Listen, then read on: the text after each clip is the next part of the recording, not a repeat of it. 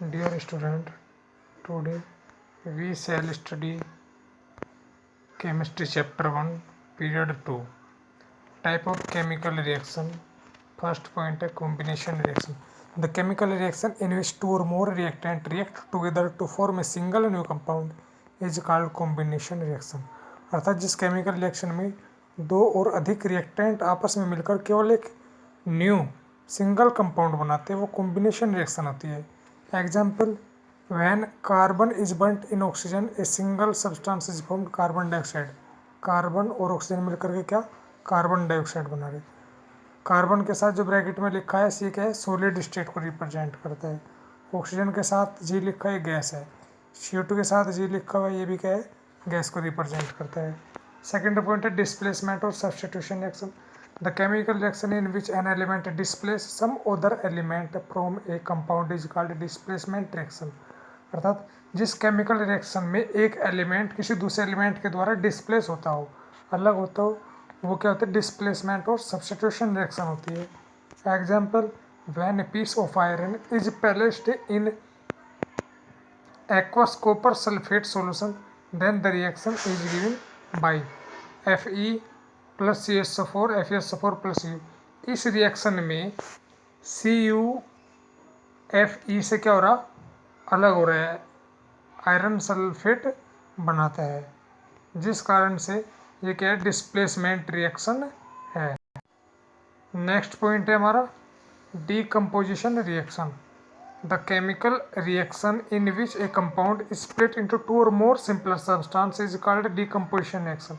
अर्थात वह chemical reaction जिसमें कोई कंपाउंड दो या दो से अधिक सिंपलर सब्सटेंस में टूट जाए उसको डीकम्पोजिशन रिएक्शन बोलते हैं.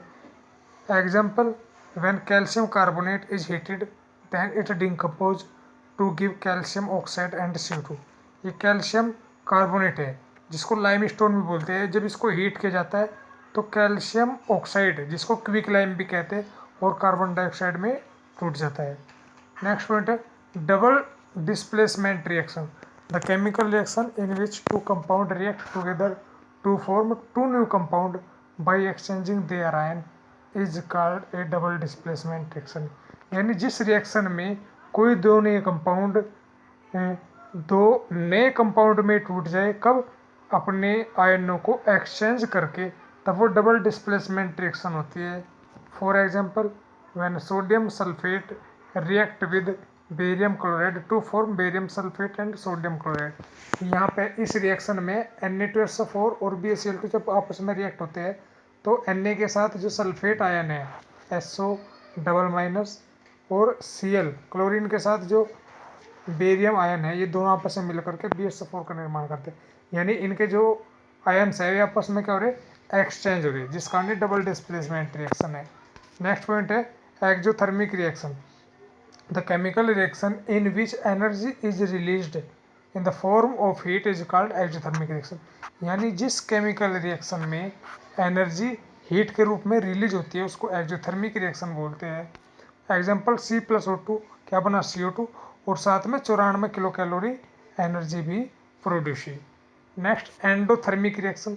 The chemical reaction in which energy is absorbed in the form of heat is called endothermic reaction. जिस केमिकल रिएक्शन में एनर्जी एब्जॉर्ब होती है हीट के रूप में उसको एंडोथर्मिक रिएक्शन बोलते हैं. For example, N2 + O2 + 42 kilo calorie क्या बना, 2NO नाइट्रिक ऑक्साइड. यानी इस रिएक्शन में 42 किलो कैलोरी हीट की आवश्यकता होती है.